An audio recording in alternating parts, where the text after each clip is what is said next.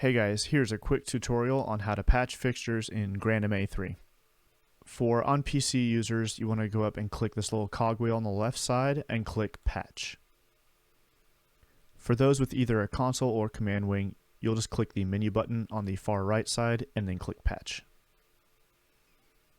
If you don't have any other fixtures patched into your show yet, this will be the first screen that comes up when you click Patch.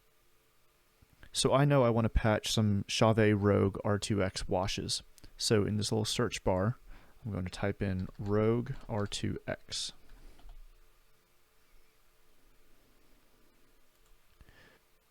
You have the option for different modes, but for this show, I'm going to choose 22 channel. After you have chosen your fixture, you can rename it to whatever you like. I'm choosing R2X. I know for my stage, I'm going to be using 8 fixtures. I'm going to start the first Rogue R2X with the fixture ID of 401. Since I have not been given a patch sheet yet, I'll repatch these later, but I'm going to start this one at Universe 1, Channel 1. After verifying that all your information is correct, just click Please one last time. And here you can see that we have 8 R2Xs patched into our show file.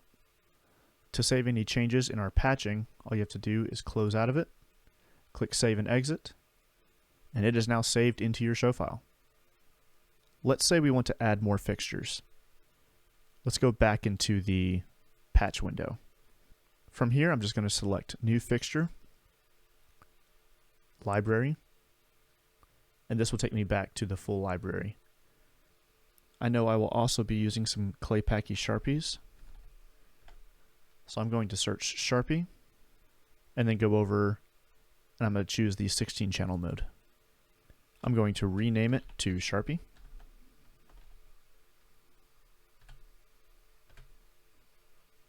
I will be using 18 of these. I'm going to assign the fixture ID to start at 201.